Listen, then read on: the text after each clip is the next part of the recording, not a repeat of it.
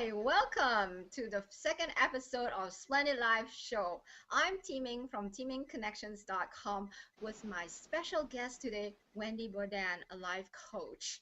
So let me um, introduce you to her and I'll ask her a question and we'll go from there. Hi, Hi, Wendy. teaming. So you call yourself a self-love Sherpa.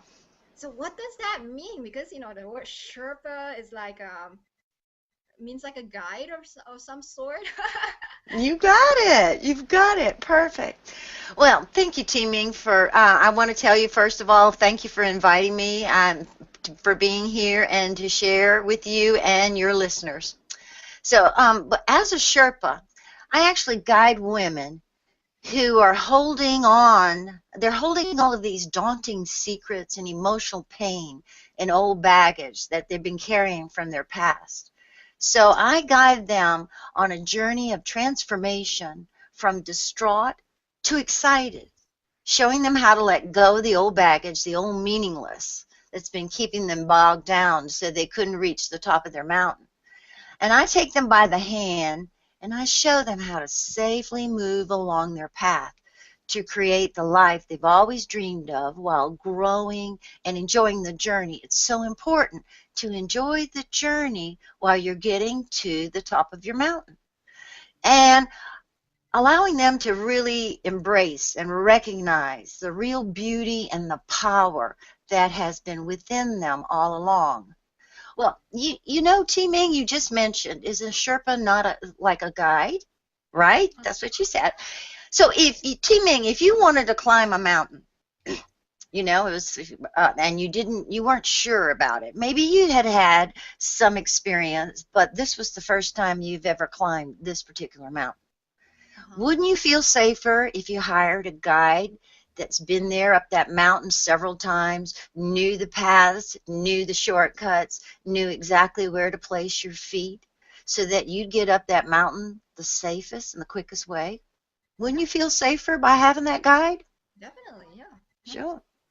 So just like you would hire a Sherpa guide to take you to the safest and quickest route to the top of the mountain, well, that's what I do. I guide you the safest and quickest path to the top of your mountain. And the top of your mountain is your creation. It's the way you want you and your life to be. So it first has to start with you. So that's basically what a Sherpa is all about. Mm. So, Hmm. Well, tell us about your own journey to self-love. well, I love it when people ask me this. It's like, how much time do you have? Oh, Well, sure, but yeah, you got a few days? No, I'm just teasing. I'm just teasing. I really started strong, real strong on my spiritual journey, probably in my mid-20s, because my life experiences, which is my self-love journey, which is all people's self-love journey, well, just in a nutshell, because there's so many details built around each occurrence or each experience. But these are the facts, the bullet points, and then if there's any questions you want me to elaborate on, I will definitely do that. okay. And that's why and see, I just like to keep it bullet points, and that's what I teach and tell my clients to do. Not all stuff that's in the past and everything that holds us back.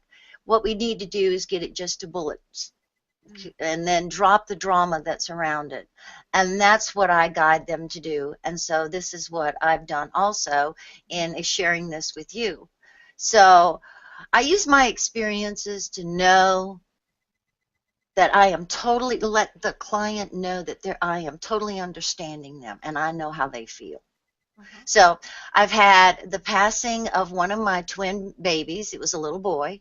Then right after that, while my twin daughter was in intensive care, my grandmother passed. And then right after that, my father passed from cancer. I had 2 surgeries. I had a birth of another baby boy, and that was all in 18 months. I was almost done. You would say, stick a fork in me because I'm done. Then I went through divorce, bankruptcy, poverty status, mentally abusive relationship, I was diagnosed with cancer. I had about 2 nervous breakdowns. I had a near-death experience and also became a caregiver when my mother had a severe stroke. So those are not all of what I've experienced, but those are the most, I would say, high-level trauma. So basically, that's what I feel has put me in a place to be able to really relate with a lot of people and a lot of women because I've experienced so much of life that, and I've gone through it and worked through it and survived, and that's what I want to share with them, is that you can really move forward. You really can have a happy life. No matter what occurs, you can get through it when you've got that development of that core and that strength and that inner happiness. If you've got that concreted, and when I say concreted, I just mean firm and strong, because no matter what happens outside of you, what's going on in your world, you can stay very centered, very grounded, and very calm. So so, so that's why I say in my 20s, because that's when it basically started, and I decided that, hey, what is this? Life is not so much fun anymore. So that's what I wanted to do. That's what I've been very emphatic about. Life is supposed to be fun, and life is supposed to be happy. You're supposed to be happy and enjoy being here.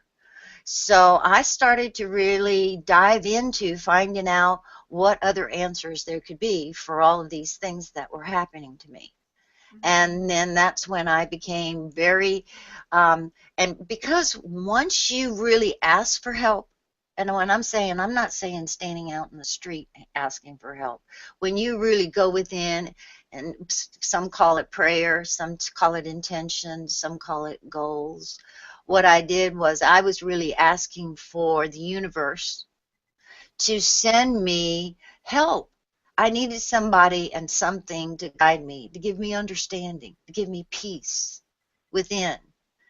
And basically what happened was the first thing that really came to me was I was introduced to Hatha Yoga. And if anyone's familiar with it, it's basically the deep breathing and slow stretching and what it did was basically change my whole life. That was where the biggest stepping stone for my life to change. And then from Hatha Yoga, I went into meditation. And that is very strong. And then through the years, I just ended up diving into a lot of spiritual readings and teachings and religions and philosophies to really understand what all of this was all about.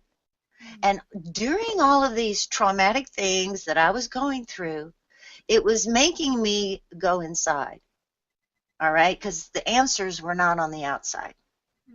And by going inside, I was seeking relief, and I was building inner peace, calmness, strength, endurance, faith, confidence. I was building that feeling.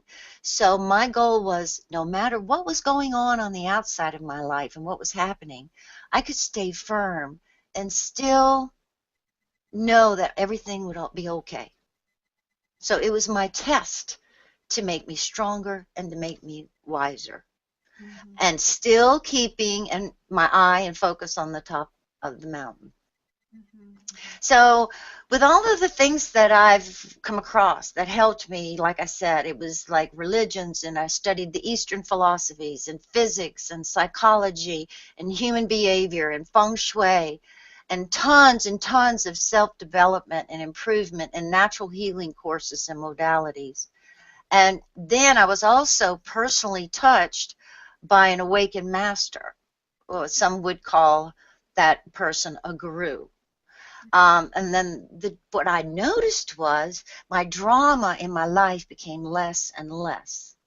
And it was much easier to handle when things did come up. And now the only drama that I really have is what I allow myself to be involved with. I have a choice. Now it's not by default. And it's usually the choice is not my own drama, it's other people's drama that I'm very close to and I love. And being so close to them, I allow that to be in my life because of my connection with them. So what's so cool is you can reach a point in your life that you get to a point you can choose what drama you want rather than the drama and the trauma coming to you by default. Right, right. So, my programs and coachings, I don't promise that you're going to make 6 figures in 90 days or you're going to find your soulmate and you're going to lose 40 pounds in 3 weeks. But what my program does is develop you and your true essence. So no matter what your goals are, no matter what the top of your mountain is, it's going to now come easier and quicker.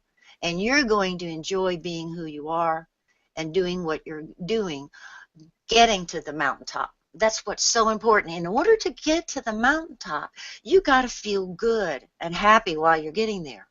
Because if you do, then your mountaintop is going to come quicker because you're sending out this good energy. And if you and your listeners are very familiar with the law of attraction, it's what you send out. It's your emotions and it's your thoughts that send out a vibration. And that vibration attracts things into your life that are alike in that vibration. Bob Proctor always used an example. He's a well-known life coach, is that we're like a magnet. If you can consider, you know how a magnet attracts only certain kind of metals? But you can try to stick a magnet on a piece of plastic and it'll fall right down on the ground. Right. And that's because it's not the right vibrational frequency. The magnet attracts the metals that are the right frequency. But wood or plastic is not going to attract. Well, it works the same way with us. So when you keep yourself and you decide what your mountaintop is and you stay focused upon that and you stay happy about getting there, it's going to come to you quicker because the universe is feeling that vibration that you're radiating. It's going to give you